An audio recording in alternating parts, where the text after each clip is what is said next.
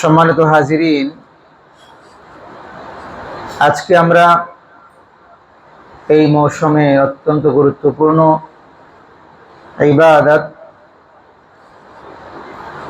তথা বাইতুল্লাহর হজ এই বিষয়টা নিয়ে আমরা হজ্জে বাইতুল্লাহ তাৎপর্য, আমল ও ফজিলত এবং সেখানকার কোন কোন জায়গায় বিশেষভাবে দোয়া কবুল হয় এই বিষয়গুলো আজকে সংক্ষিপ্ত সময়ে আপনাদের সাথে শেয়ার করার চেষ্টা করব ইনশাআল্লাহ। আমাদের অনেক ভাই আমাদের এই এলাকা থেকে আল্লাহর ঘর তাওয়াফ করার জন্য, হজ্জে বাইতুল্লাহর জন্য তিনারা হয়তো অনেকে দেশ ছেড়েছেন, কেউ আজকে ছাড়বেন, কেউ আগামীকাল ছাড়বেন, এভাবে ছাড়বেন। তো এই বক্তব্যটি, আজকের এই আলোচনাটি বিশেষভাবে যারা হজব্রত পালনের জন্য যাচ্ছেন তাদের জন্য একেবারে অত্যন্ত গুরুত্বপূর্ণ, এবং যারা আগামী বছর এবং সামনে যাওয়ার নিয়ত করেছেন তাদের জন্য অত্যন্ত গুরুত্বপূর্ণ। এই জন্য আমরা মনোযোগের সাথে কথাগুলোকে শ্রবণ করার চেষ্টা করব এবং দিলে এই কথাগুলোকে রেখে দিয়ে আমল করার জন্য নিয়ত করব। আল্লাহ তাআলা আমাদেরকে তৌফিক দান করুন।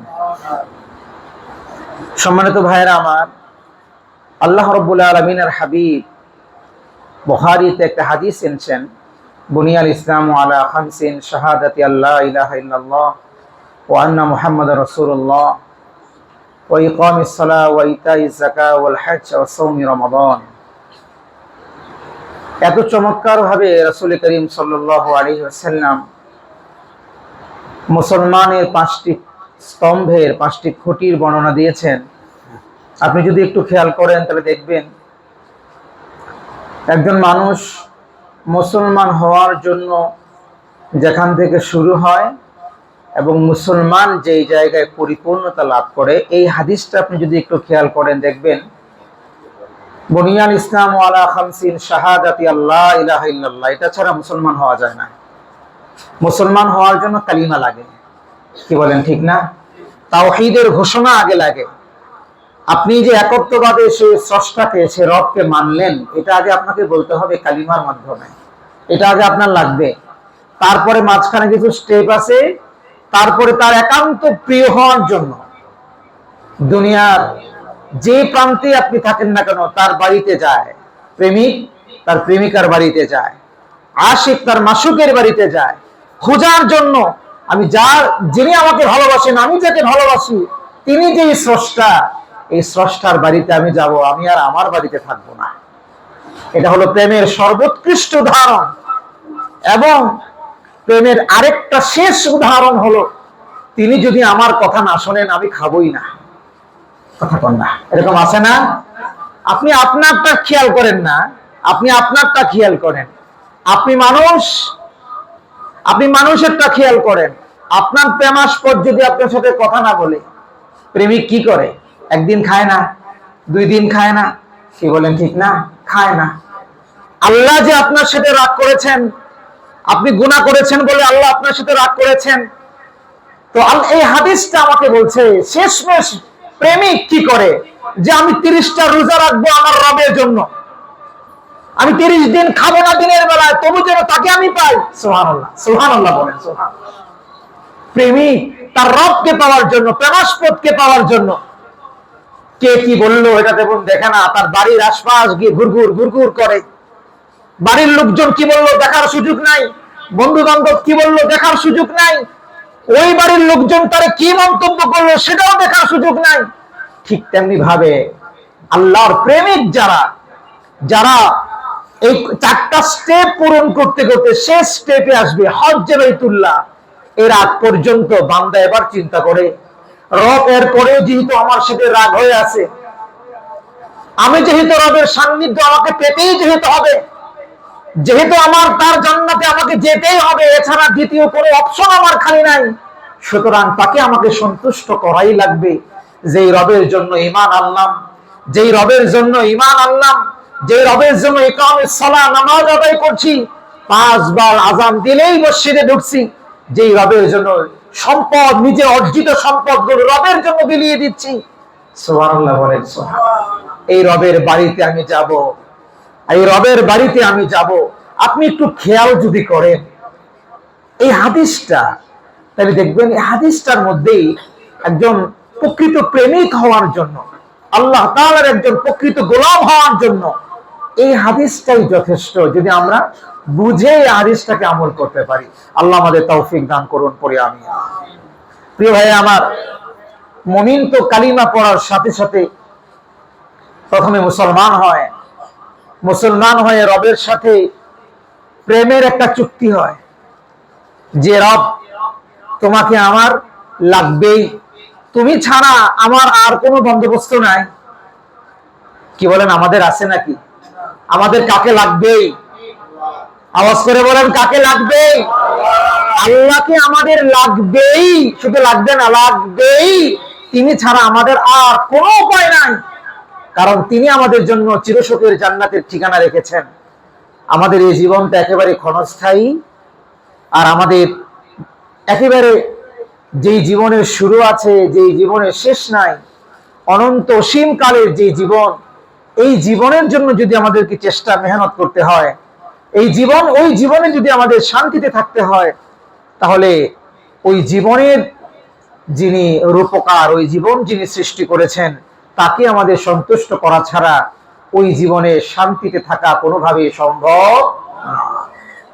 প্রিয় ভাইরা আমার, মালিকের প্রথম হুকুম, প্রথমে আমরা ঈমান আনার পরে রবের সাথে একটা চুক্তি হয় প্রেমের।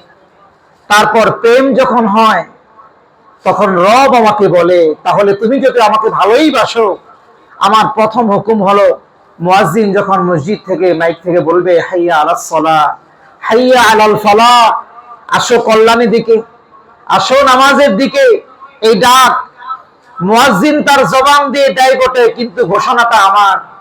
যখনই আমার পক্ষ থেকে মুয়াজ্জিন এই ঘোষণা দিবে, তুমি তোমার প্রেমের নজরানা হিসাবে যেখানেই তুমি থাকো না কেন, পবিত্র হয়ে আমার ঘর মসজিদে গিয়ে আমার কুদরতি চরণে লুটিয়ে পড়বে। তুমি যদি এটা করতে পারো, তাহলে বোঝা যাবে তুমি আমাকে সত্যিকার অর্থেই ভালোবাসো, মুখে নয়, কাজে পরিণত। এরপরে আল্লাহ সুবহানাহু ওয়া তাআলা বলছেন, যখন এইভাবে হতে থাকবে, ওয়া ইকামিস সালাহ ওয়া ইতাইজ যাকাত, আমি তোমাকে সম্পদ দিয়েছি, তুমি তোমার মেহনত করে যে সম্পদ তুমি অর্জন করেছো, এবার আমার জন্য এই সম্পদকে, গরিব দুঃখীকে, আমি যাকে ভালোবাসি, আমি এই দুনিয়ার ব্যালেন্স ঠিক রাখার জন্য যাদেরকে গরিব করে দুনিয়াতে পাঠিয়েছি, তাদেরকে তাদের হক তাদের কাছে পৌঁছে দাও তোমার সম্পদ থেকে, দেখি আমাকে ভালোবাসো কিনা। এখানে কিছু মানুষ ভালোবাসার নজরানা পেশ করতে পারে, এই জায়গায় এসে কিছু মানুষ আবার ভালোবাসার নজরানা থেকে দূরে সরে যায়। কিছু মানুষ শুধুমাত্র নামাজের মধ্যে সীমাবদ্ধ না ভালোবাসাকে, আর কিছু মানুষ দ্বিতীয় স্টেপে এসে নিজের কষ্টার্জিত সম্পদ গরিবের তরে আল্লাহর জন্য বিলিয়ে দেওয়ার জন্য মনস্তাত্ত্বিক ভাবে তৈরি হয় এবং আল্লাহর জন্য সেটা দানও করতে থাকে। এমনকি কিছু মানুষকে আপনারা পাবেন যাদের যাকাত 1 লক্ষ টাকা, সেই টাকা তো দেই গোপনে, সংগোপনে, আরো যে কত টাকা মানুষকে, গরিব মানুষকে দান করে, নিজের সম্পদ বৃদ্ধি হবার জন্য নয়, বরং শুধুমাত্র রবকে সন্তুষ্ট করার জন্য। কথা বল ঠিক কিনা? রবের সন্তুষ্টির জন্য। এরা আশেক প্রেমিক, এরা আসল প্রেমিক, এরা আসল প্রেমিক। ওয়াইতা ইজ্জাকাত, এই সম্পদ দান করার পরে কেমন জানি এবার রব ডাক দিয়ে বলে যে, তুমি যদি আমাকে ভালোই বাসো, যারে ভালোবাসলা তার বাড়িতে আসবা না? তার বাড়িতে আসবা না? তার বাড়িতে এসো, তাকে, তার সাথে সাক্ষাৎ করো, তোমার জীবনের যত পাপ আছে সমস্ত পাপগুলো তার বাড়িতে এসে মুছে দাও। আমি রব তোমাকে ঘোষণা দিলাম, তোমার জীবনের সমস্ত পাপগুলোকে ধুয়ে মুছে সাফ করে আমার একান্ত প্রেমাস্পদ হিসাবে তোমাকে গ্রহণ করে নেব। সুবহানাল্লাহ।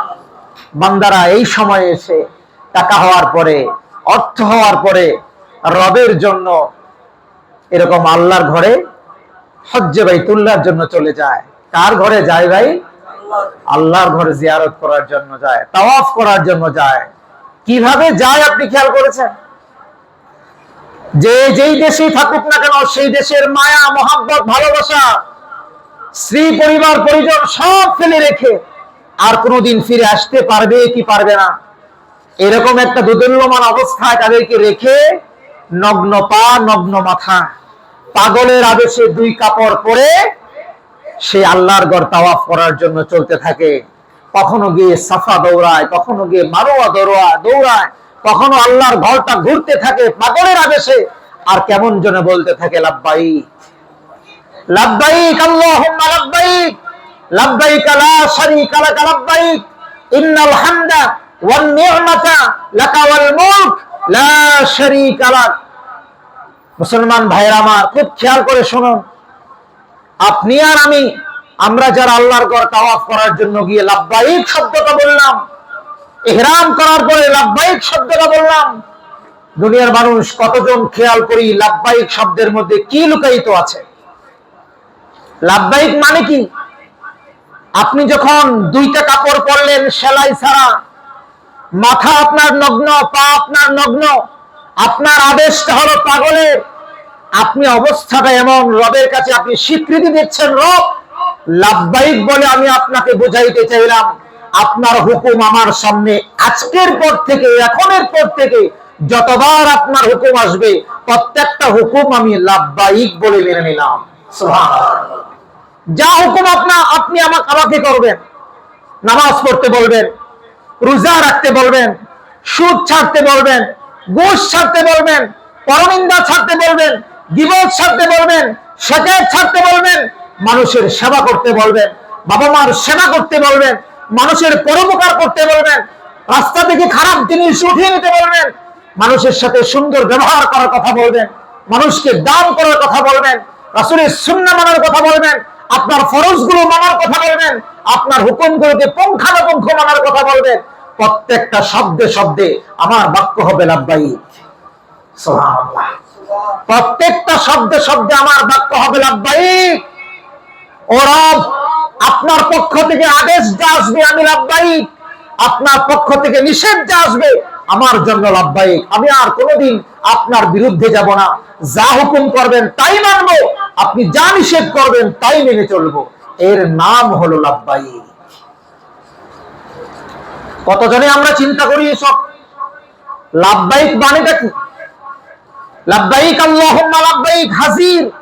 ও রব, হাজির মানে কি? হাজির মানে হলো আল্লাহ আপনার হুকুমের সামনে আমি নত, যখনই আপনি যেই বিষয় হুকুম করবেন আমি হাজির, এই হুকুমটা মানার জন্য আমি প্রস্তুত। এটার নাম হলো লাব্বাইক, এটার নাম হলো লাব্বাইক। প্রিয় ভাইরা আমার, এইভাবে আপনাকে গোলাম হওয়া লাগবে। আপনি হজে গেলেন, হজে যাওয়ার পরে কখনো কাবার চৌখাটে লটকে থাকা, কখনো মুলতাজিমে লটকে থাকে, হাজী সাহেব কখনো মাশরুকের সন্ধান পেতে মিনায় দৌড়ায়, কখনো মুজদালিফায় দৌড়ায়, কখনো সন্ধান পেতে আরাফার ময়দানে ছুটতে থাকে, কখনো বা একই আজানে একই একামতে দুই নামাজ একসাথে জমা করে, কখনো বা ওয়াক্ত থাকলো মাগরিবের ওয়াক্ত আছে না না আছে সেটার খেয়াল নাই। রব বলেছেন এখন নামাজ, মাগরিব হইলেও তখন মাগরিব, মাগরিবের ওয়াক্ত চলে গেলেও তখনই মাগরিবের ওয়াক্ত। মুজদালিফায় এসে যখন মানুষেরা নামাজ পড়ে দেখা যায় আস্তে আস্তে রাত 10টা বাজে, 11টা বাজে, মাগরিব এশা একসাথে পড়ে। এদেশে 10টায় মাগরিব চলে? কথা বল, চলে? 10টায় কোনোদিন মাগরিব হয় না, 11টায় কোনোদিন মাগরিব হয় না, 12টায় কোনোদিন মাগরিব হয় না। ও ভাই, মাগরিবের ওয়াক্ত নির্ধারণ করলেন কে? কে কে? আল্লাহ। সেই আল্লাহ আপনাকে যখন মাগরিব পড়তে বলবেন তখনই আপনার জন্য মাগরিবের সময়। রাত 12টা বাজলেও তখনই মাগরিব, 1টা বাজলেও তখনই মাগরিব। কথাটা ঠিক কিনা? পাগল তো পাগল, পাগল তো পাগল, এক আল্লাহর জন্য গোলাম পাগলের বেশে ঘুরতে থাকে, আল্লাহকে পাওয়ার জন্য, আল্লাহর সন্তুষ্টি অর্জনের জন্য নিজেকে একেবারে ওয়াকফ করে দেয়, আল্লাহর ঘরের সামনে ওয়াকফ করে দেয়। এটার নামই তো হজ।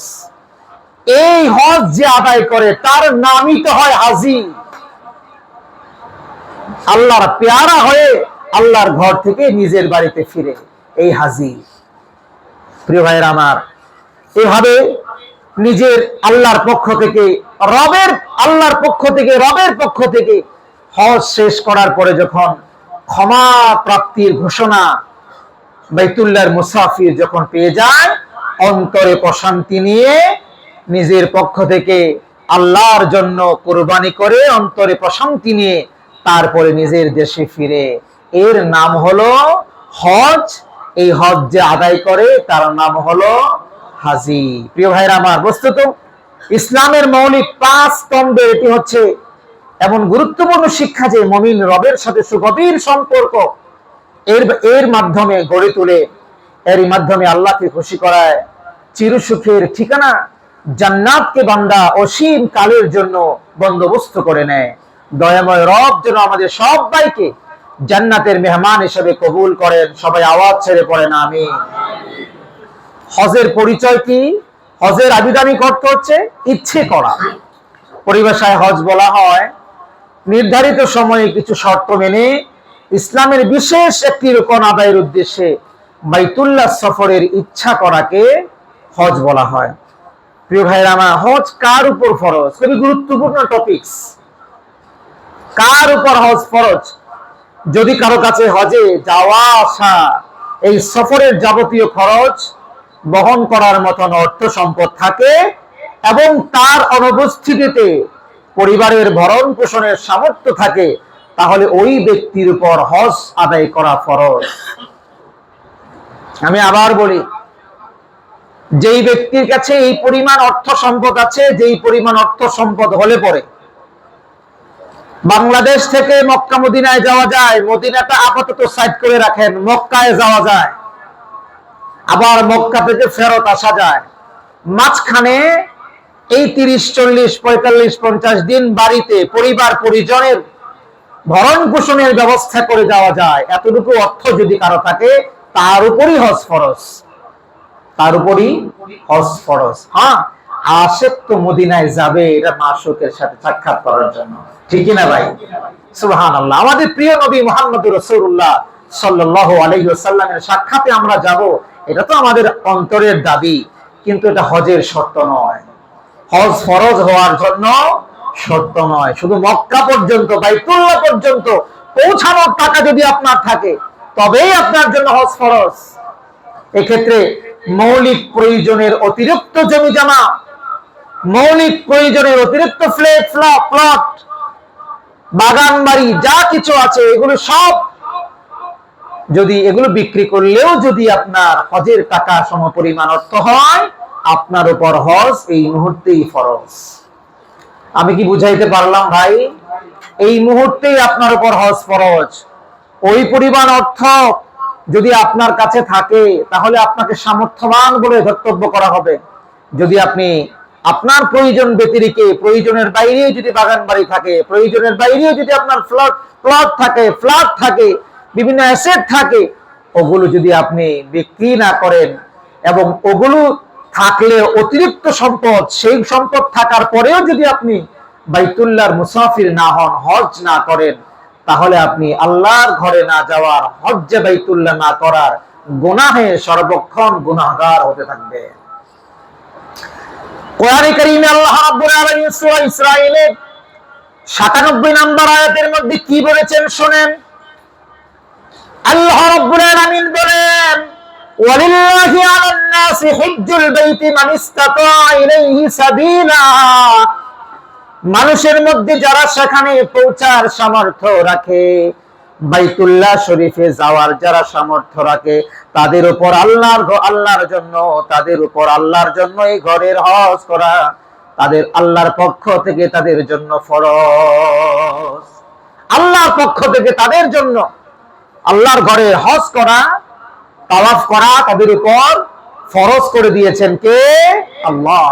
সহিহ মুসলিমে 1337 নম্বর হাদিসে নবীজি ইরশাদ করেন, আইয়ুহান নাস قد فرض الله عليكم الحج وحجوا فقال رجل أكل عام يا رسول الله صلى الله عليه وسلم فسكت حتى قالها ثلاثا فقال رسول الله صلى الله عليه وسلم لو قلت نعم لوجبت لما استطعتم রাসূলুল্লাহ সাল্লাল্লাহু আলাইহি ওয়াসাল্লাম একবার বলেন, হে মানব সকল, হে লোকেরা, আল্লাহ তাআলা তোমাদের উপর হজকে ফরজ করেছেন, সুতরাং তোমরা হজ করো। এক ব্যক্তি মজলিসে উপস্থিত, সে বলল, ইয়া রাসূলুল্লাহ, প্রতি বছর কি আমাদের উপর হজ ফরজ? রাসূলুল্লাহ সাল্লাল্লাহু আলাইহি ওয়াসাল্লাম কি একবার, দুইবার, তিনবার বলতে লাগলেন। রাসূলুল্লাহ ফাসাকাতা, চুপ করে রইলেন, কোনো উত্তর দিলেন না। তার প্রশ্ন শেষ। তারপর রাসূলুল্লাহ সাল্লাল্লাহু আলাইহি ওয়াসাল্লাম বলেন, আমি যদি তার প্রশ্নের জবাবে বলতাম নাম, হ্যাঁ, তাহলে তোমাদের সবার জন্য প্রতি বছর হজ করা ফরজ হয়ে যেত। আর আমি জানি এটা তোমাদের জন্য অত্যন্ত কষ্ট হবে। যারা ধরেন মক্কায় আছে, কথার কথা, তাদের জন্য অনেকটা সহজ হইতেও পারে, কিন্তু বাংলাদেশের মানুষের জন্য কি হইতো, ঠিক না? কষ্ট হতো না?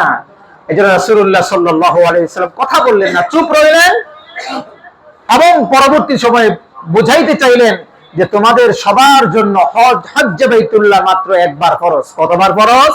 একবার। সম্মানিত হাজিরিন, কারো উপর যদি হজ ফরজ হয়ে যায় তাহলে বিলম্ব না করা, হজ ফরজ হয়ে যাবার পর এই চিন্তা না করা যে ব্যবসা বাণিজ্যটা গুছিয়ে নেই, মেয়ে সন্তানটাকে বিবাহ দিয়ে নেই, ওই জায়গা ফ্ল্যাটটাকে কমপ্লিট করে নেই, ওই নির্মাণাধীন ভবনটাকে শেষ করে নেই, এইগুলো না করা।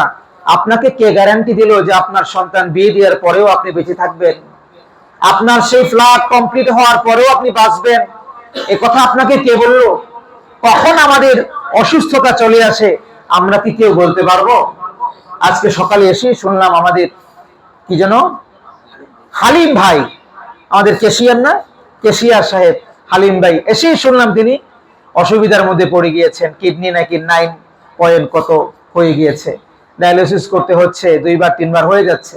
কিডনি হয়তো নিচের দিকে না নামলে প্রতিস্থাপন করতেও হতে পারে। কখন কার অসুখ হয়ে যায়, কখন কে কোন জায়গায় পৌঁছে যায়, এটা আমরা কেউই জানি না। সুতরাং যখনই আমাদের উপর হজ ফরজ হবে, আমাদের দায়িত্ব হবে আল্লাহর ঘরে হজ করা, আল্লাহর ঘরে গিয়ে হাজিরা দেওয়া। আল্লাহ তাআলা আমাদেরকে তৌফিক দান করুন, পড়ি আমিন। যদি আপনি বিনা ওজরে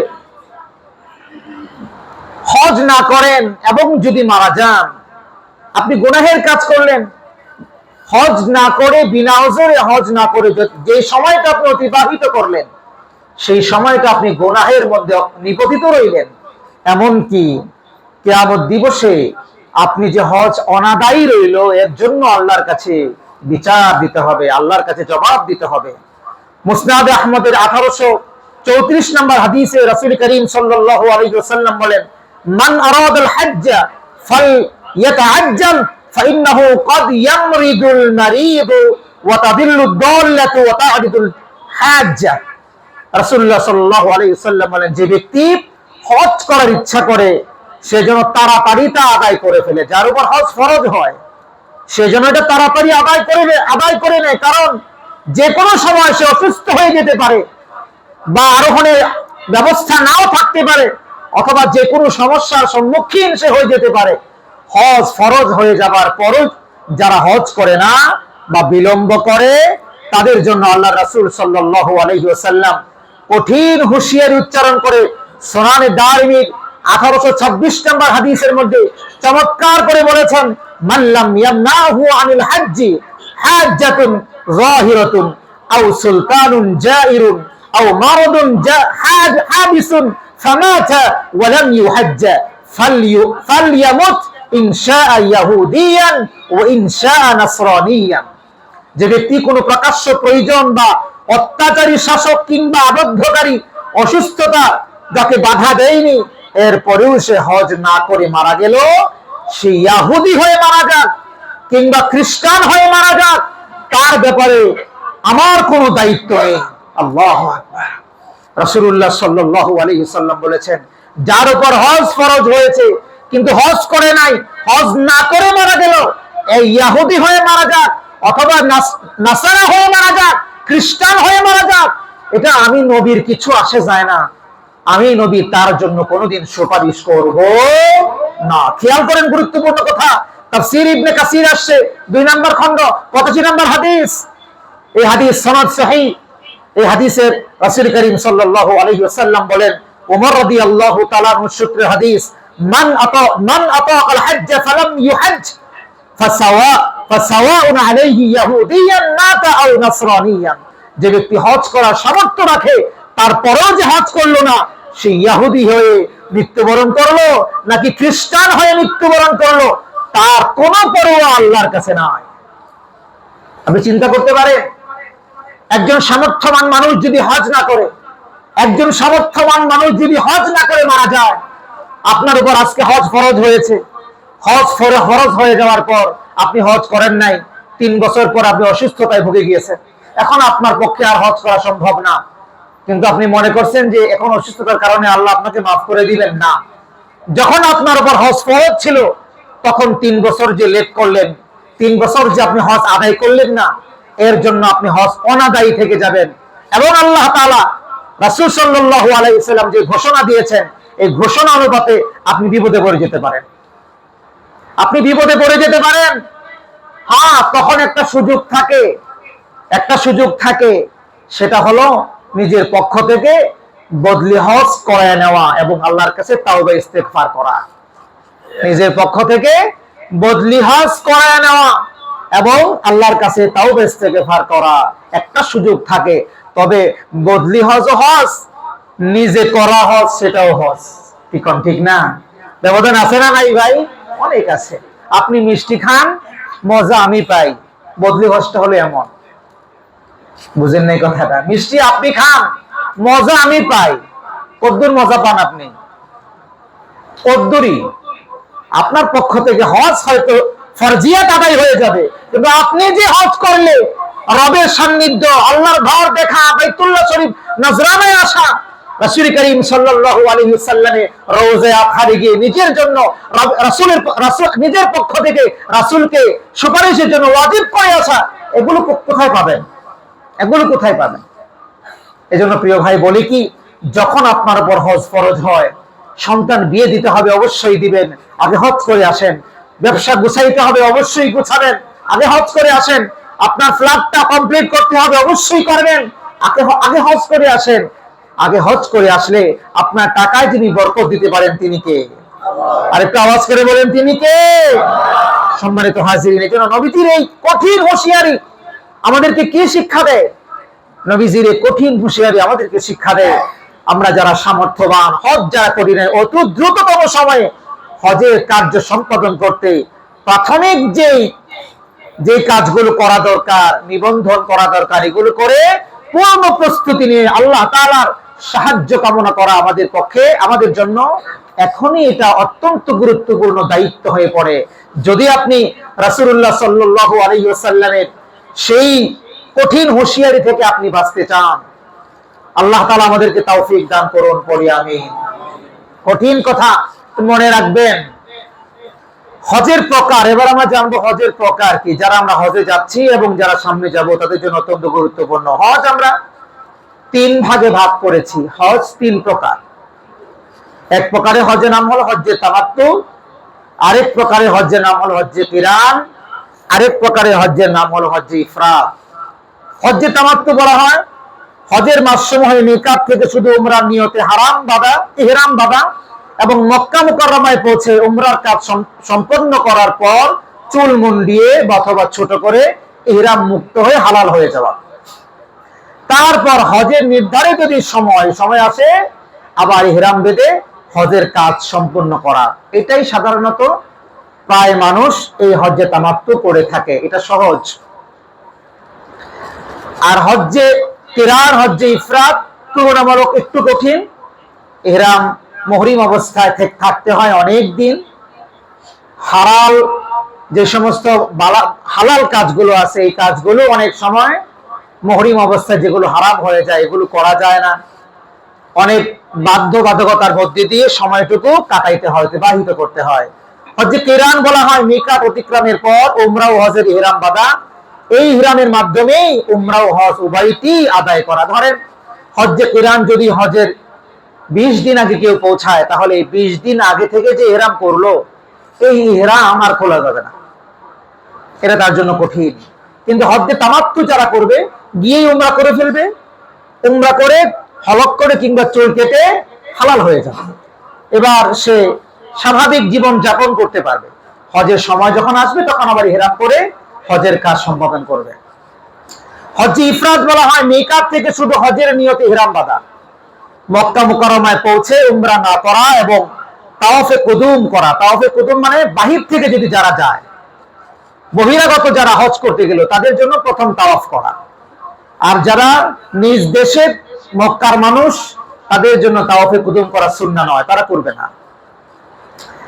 তাওয়াফে কুদুম করে ইহরাম অবস্থায় হজের জন্য অপেক্ষা করা, অতঃপর নির্ধারিত সময়ে হজের আমলগুলো সম্পন্ন করা, এটা হলো হজ্জে ইফরাদ। স্বাভাবিকভাবে হজ্জে ইফরাদ এবং হজ্জে কিরান একটু কঠিন, একটু সহজ হল। বাংলাদেশ থেকে প্রায় হাজিরাই যারা মুআল্লিমরা যান হজ্জে কিরানের নিয়ত করিয়ে নিয়ে যান, এটা একটু সহজ হয়। উমরার ফরজ হলো দুইটি। উমরার ফরজ কয়টি? দুইটি, ইহরাম বাঁধা ও বাইতুল্লাহ তাওয়াফ করা। ইহরাম বাঁধা আর বাইতুল্লাহর তাওয়াফ করা।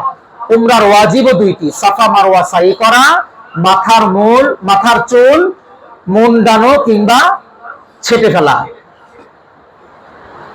মুন্ডানো হলো সুন্নাহ আউলা, আর ছেটে ফেলা হলো খেলাফে আউলা, এটাও জায়েজ আছে।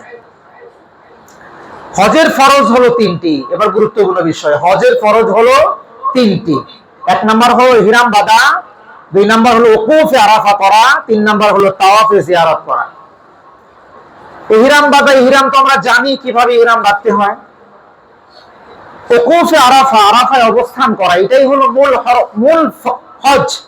আরাফায় অবস্থান করাটাই হলো মূল হজ। কেউ যদি আরাফায় অবস্থান করা ছুটে যায় তাহলে তার হজে ছুটে যায়। এই জন্য আরাফায় অবস্থান করা অত্যন্ত গুরুত্বপূর্ণ, অত্যন্ত গুরুত্বপূর্ণ। আর তাওয়াফে জিয়ারত করা। হজের ওয়াজিব হলো 6টি। হজের ওয়াজিব কয়টি বলুন?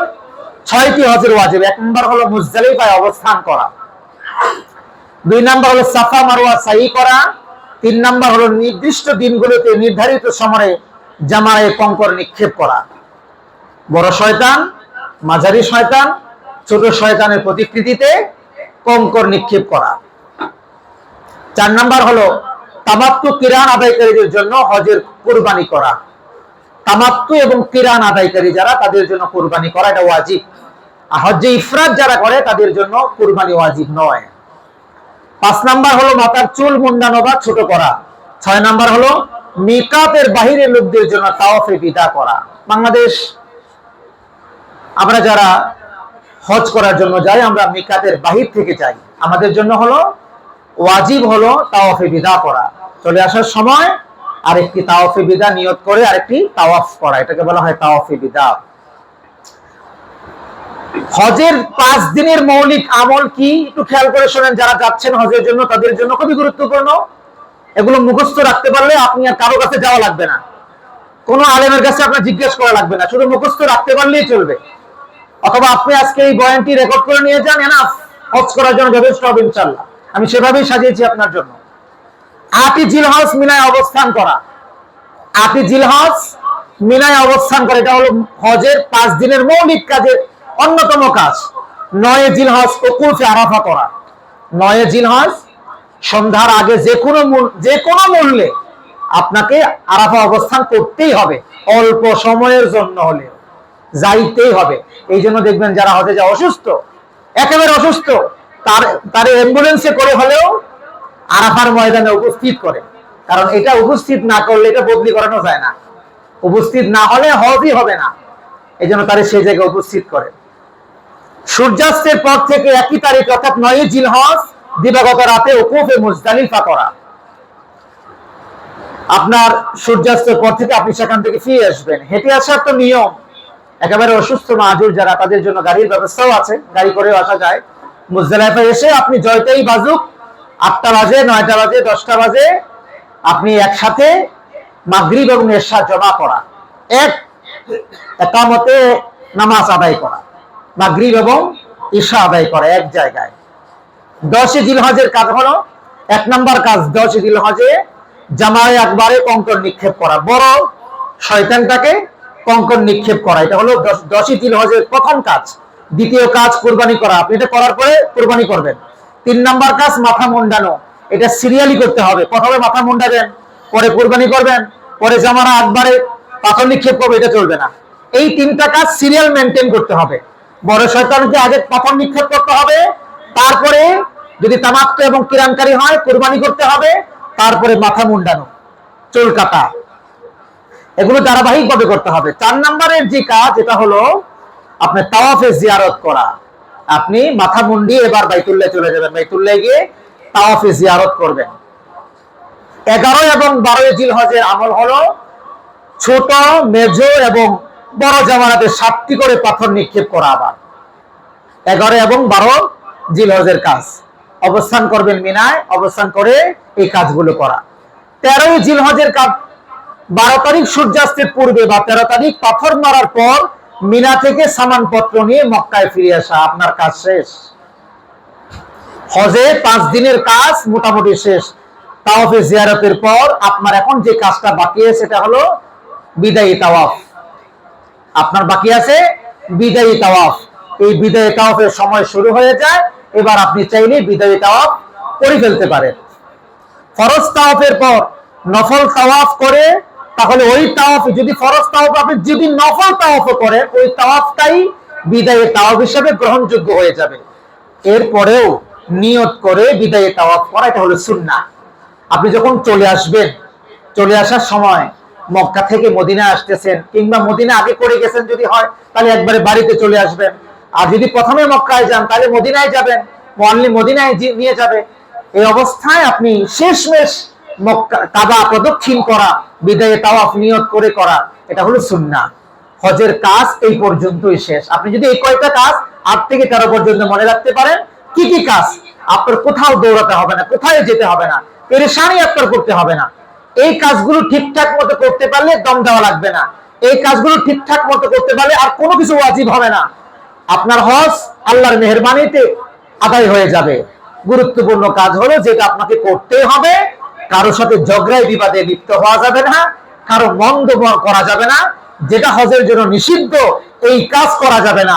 আর আরাফা সহ যে যে জায়গায় দোয়া কবুল হয়, এই জায়গায় নিজের জন্য, আত্মীয় স্বজনের জন্য, সবার জন্য, বিশেষভাবে নিজের জন্য, গুনাহমাফের জন্য দোয়া করতে পারা, যদি এই কাজগুলো করতে পারেন, ইনশাআল্লাহ সুম্মা ইনশাআল্লাহ আপনার হজ আল্লাহর দরবারে কবুল হয়েছে হালাল টাকা থাকলে। আপনার হজ আল্লাহর দরবারে কবুল হয়েছে, শর্ত হলো কি? হালাল টাকা থাকলে। এটাকেই হজ্জে মাবরুর বলেন, এটাকেই হজ্জে মাবরুর। আর এই হজ্জে মাবরুরের ফজিলত কি? সুনান তিরমিজি 811 নম্বর হাদিস, রাসূল করিম সাল্লাল্লাহু আলাইহি ওয়াসাল্লাম বলেছেন, মান হাজ্জা ফালাম ইয়ারফুস ওয়া লাম ইয়াফসুক গুফিরা লাহু মা তাকদ্দামা মিন যামবি। যে ব্যক্তি হজ করে এবং তাতে কোনরূপ অশ্লীল ও অন্যায় আচরণ না করে, তার পূর্ববর্তী সকল গুনাহসমূহ আল্লাহ তাআলা ক্ষমা করে দেন। এটাই তার ফজিলত। সুবহানাল্লাহ। যত গুনাহ সে করেছিল সব আল্লাহ মাফ করে দিবেন। সহিহ বুখারী 1521 নম্বর হাদিসে আরেকটু গুরুত্বপূর্ণ কথা রাসূল বলেছেন, মান হাজ্জা লিল্লাহি ফালাম ইয়ারফুস ওয়া লাম ইয়াফসুক রাজাআকা ইয়াউমিন ওয়ালাদাতহু মুহু। যে ব্যক্তি আল্লাহর উদ্দেশ্যে হজ করলো, অশ্লীল কথাবার্তা ও গুনাহের কাজ থেকে বিরত থাকলো, সেই ব্যক্তি ওই দিনের মতো নিষ্পাপ হয়ে হজ থেকে তার নিজের বাড়িতে ফিরে আসবে যেদিন তার মায়ের গর্ভ থেকে ভূমিষ্ঠ হয়েছিল। সুবহানাল্লাহ। মায়ের গর্ভ থেকে ভূমিষ্ঠ হওয়ার পরে সে যেমন নিষ্পাপ, তাকে যেমন কোনো পাপ স্পর্শ করতে পারে না, ঠিক তেমনি ভাবে যে ব্যক্তি আল্লাহর জন্য হজ করলো, তার হজটা হজ্জে মাবরুর হলো। এই ব্যক্তি আল্লাহর ঘর থেকে নিজের বাড়িতে ফিরলো তো তাকেও কোনো পাপ আর স্পর্শ করতে পারে না, সে নিষ্পাপ। এবার যদি আবার নিজ থেকে গুনাহ করে, এটা তার নিজের দায়িত্ব। আল্লাহ তাকে কি করেছেন?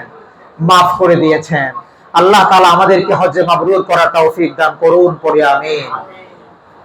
হজ্জে মাবরুর সম্পর্কে নবীজি সাল্লাল্লাহু আলাইহি ওয়াসাল্লাম বলেন, সহিহ বুখারীর হাদিস 1773 নম্বর হাদিস, আল হজ্জুল মাবরুর লাইসা লাহু জাযাউন ইল্লাল জান্নাহ। রাসূল করিম সাল্লাল্লাহু আলাইহি ওয়াসাল্লাম বলেন, হজ্জে মাবরুরের প্রতিদান তো একমাত্র জান্নাত। সুবহানাল্লাহ, সুবহানাল্লাহ। যার হজ্জে মাবরুর হলো তার জন্য আর কোনো ছোট-মোটো পুরস্কার নাই, একবারে ডাইরেক্ট পুরস্কার জান্নাত। হজ্জে মাবরুরের পুরস্কার কি বলেন? জান্নাত। প্রিয় ভাইয়েরা আমার, মাবরুর মানে হলো কিছু কাজ অর্জন করা, কিছু কাজ বর্জন করা। হজ্জে মাবরুরের অর্থ হলো কিছু কাজ করা আর কিছু কাজ বর্জন করা। যেমন করা কি? মানুষের প্রতি ভালো আচরণ করা। আপনার সাথে কেউ খারাপ আচরণ করলেও আপনি কি আচরণ করবেন? বলেন বলেন, কি আচরণ করবেন? ভালো। আপনার বিবেক বলবে তার সাথে সে যেটা করলো এটাই ফিরে যাওয়ার জন্য, কিন্তু আপনার শরীয়ত বলবে তুমি শান্ত থাকো। কি থাকো? শান্ত থাকো। কারণ তোমার হজটাকে হজ্জে মাবরুর বানাইতে হবে। এই জন্য তোমার আচরণটা ভদ্র হওয়া লাগবে, তোমার আচরণটা শালীন হওয়া লাগবে। কেউ তোমার সাথে খারাপ ব্যবহার করলেও তুমি তোমার আচরণ দ্বারা খারাপটা ফিরিয়ে দিতে পারবে না, তোমাকে ভালোটাই ফিরিয়ে দিতে হবে। এক নাম্বার কাজ যেটা করতে হবে। দুই নাম্বার, অন্যের প্রতি কর্তব্য পালন করা। অন্যের প্রতি কর্তব্য পালন করা। যেমন ধরেন, কর্তব্যের মধ্যে যা পড়ে, আপনার দায়িত্বের মধ্যে যা পড়ে, এগুলো নিজ থেকে, এই দায়িত্বগুলো, এই কর্তব্যগুলো নিজ থেকে আদায় করা। অতিরিক্ত আপনি কিছু করতে পারেন। একজন মানুষ পানির পিপাসায় কষ্ট করছে, আপনি শক্তি সামর্থ্য, আপনি চাইলে এক জায়গা থেকে পানি এনে তাকে দিতে পারবেন। পানি কিনে আনা লাগে না ভাই, যারা হজ করতে যান তারা জানেন না, হাজার হাজার পানি, বিভিন্ন ফ্যাক্টরি, বিভিন্ন কোম্পানিগুলো গাড়ি ভর্তি বোঝাই করে বিভিন্ন জায়গায় পানি রেখে যাচ্ছে, ঠান্ডা পানি। ভাই আপনি নিয়ে যান, শুধু নিয়ে যাবেন। আপনি মানুষের ভিড়ের কারণে আপনার পর্যন্ত হয়তো পৌঁছাইতে পারে না, তাদের ইচ্ছা, সদিচ্ছা এটাও যে আপনার পর্যন্ত পৌঁছানো, কিন্তু মানুষ ভিড় ঠেলে কষ্ট হবে বলে আপনার পর্যন্ত পৌঁছাইতে পারে না। একটা নির্দিষ্ট জায়গায় তারা গাড়ি ভর্তি বোঝাই করে আপেলের জুস, মালটার জুস, ঠান্ডা পানি, নানান কিছু আপনার জন্য মজুত করা আছে, খুঁজে গিয়ে আপনাকে এনে আনতে হবে। আপনি এনে, আপনি যে লোকটা কষ্ট করছে পানির জন্য, সে হয়তো অসুস্থ হওয়ার কারণে কিংবা মাজুর হওয়ার কারণে, বৃদ্ধ হওয়ার কারণে, বয়স্ক হওয়ার কারণে যেতে পারছে না, সেখান থেকে এনে আপনি দেন। যিনি খুশি হয়ে যাবেন তিনি কে? আর জোরে বলেন, তিনি কে? মানুষের প্রতি কর্তব্য পালন করা, সহায়তা করা। তিন নাম্বার হলো অন্যের অধিকার পূরণ করা। নিজের অধিকার বাদ দিয়ে অন্যের অধিকারটাকে প্রাধান্য দেওয়া, এটা মাবরুর হজের জন্য অত্যন্ত গুরুত্বপূর্ণ। মাবরুর হজের জন্য অত্যন্ত গুরুত্বপূর্ণ। ধরেন, পানি দিয়েই বোঝাচ্ছি, আপনারও পানির প্রয়োজন, আরেক ভাইয়েরও পানির প্রয়োজন। মাবরুর হজের জন্য এটা খুব গুরুত্বপূর্ণ, অন্যের অধিকারটাকে প্রাধান্য দেওয়া। সেটা কিভাবে? আপনি নিয়ে আরেক ভাইকে দিয়ে দিবেন, অথবা তাকে নেওয়ার জন্য সুযোগ করে দিবেন। আপনি বলবেন যে আমি পরে নিলাম। এটা যদি সবাই করত, তাহলে পানি নিয়ে আর ধাক্কাধাক্কি ছিল? আমাদের দেশে আসিল? আহারে, আল্লাহ আমাদেরকে বোঝার তৌফিক দান করুন। এখনো পর্যন্ত যেই লাইন, যে ধাক্কাধাক্কি এখনো চলে না। 20 টাকা করে লিটারে বাড়ছে, তারপরও ধাক্কাধাক্কি কমে নাই। লাইন ধরছে 500 ঘন্টা, এক একটা যায় 10 মিনিট পরে পরে। ভিআইপি, ভিভিআইপি, সিআইপি এগুলো যায় 5 টাকা করে। আছে না নাই ভাই? আছে না নাই? এলাকায় আমাদের গ্রামে গঞ্জে আছে আর কি, শহরে নাই। ভিআইপি, ভিভিআইপি হয়তো শহরে নাই, কিন্তু গ্রামে গঞ্জে আছে। নানান কিছু বলে যে আমি অমুক, আমার অমুক পোস্ট, সুতরাং আমাকে দিতে হবে 50 লিটার, আমাকে দিতে হবে এই, আমাকে দিতে হবে সেই। যারা সকালবেলা, ভোরবেলা, রাত 3টা বেলা, রাত 2টা বেলা যারা লাইন ধরলো, সিরিয়াল ধরলো, এই মানুষগুলো কষ্ট করতেছে। আল্লাহ আমাদেরকে হজ্জে মাবরুরের এই শিক্ষা থেকে পৃথিবীর সমস্ত জায়গায় শিক্ষাটা কার্যকর করার জন্য তৌফিক দান করুন, পড়ি আমিন। তারপরে যে কাজ করা যাবে না, এটা কি মাবরুর হজের জন্য? কারো সাথে ঝগড়া করা যাবে না। 2 নাম্বার হলো অশালীন কোনো কাজ করা যাবে না।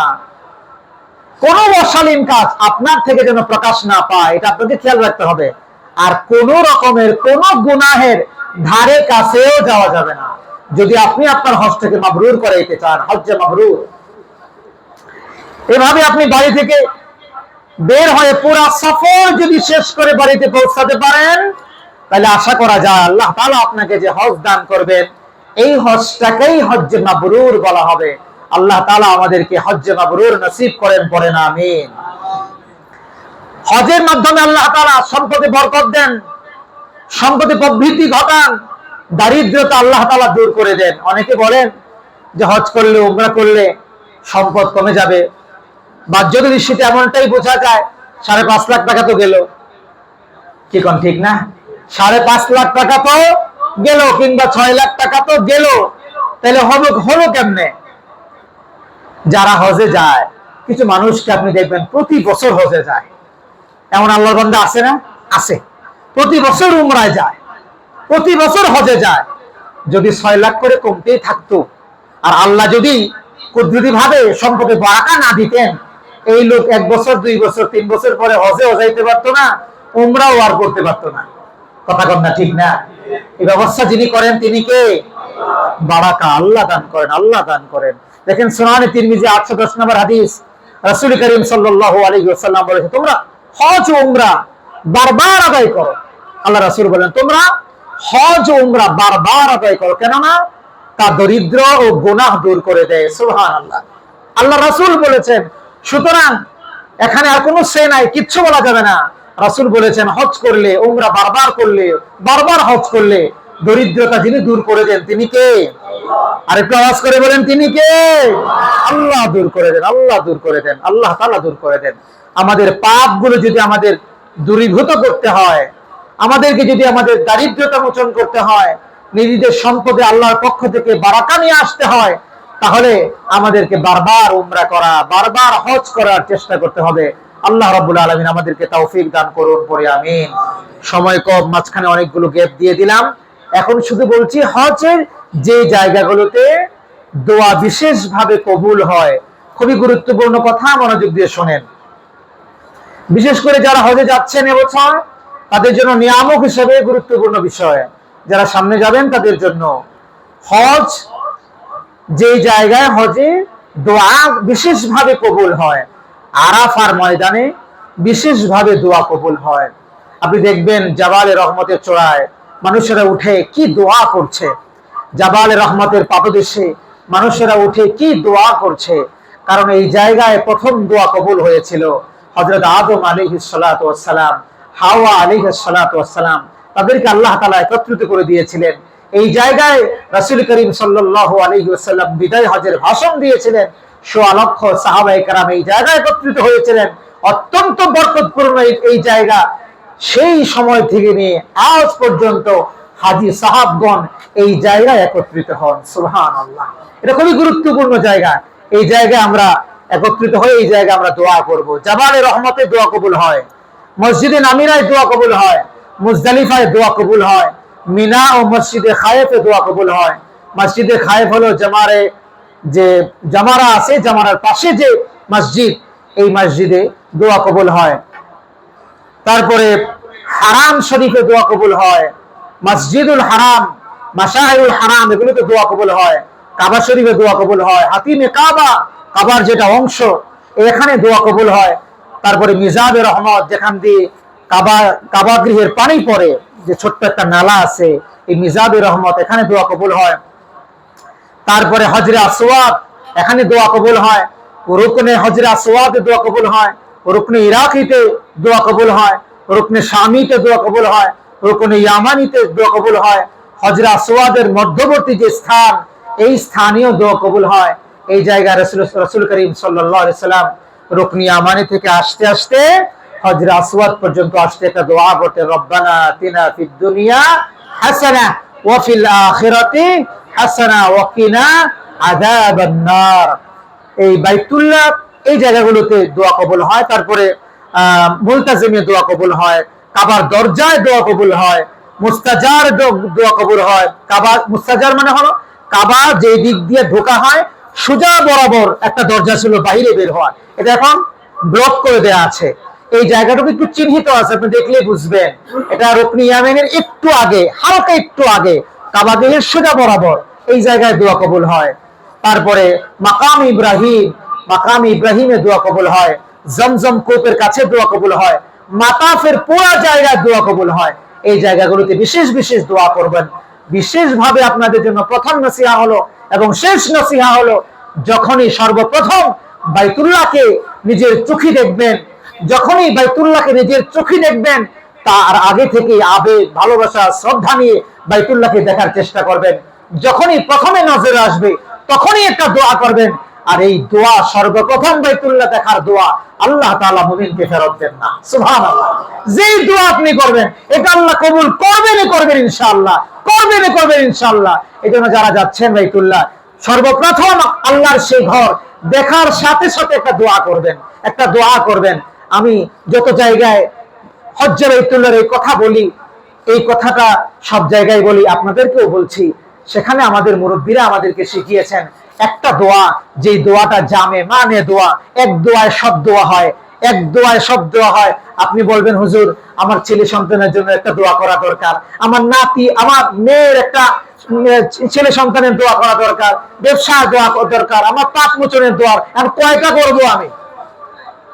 এখন আমি কয়টা করবো? দোয়া তো কবুল হবে কয়টা? বলেন বলেন কয়টা? একটা একটা।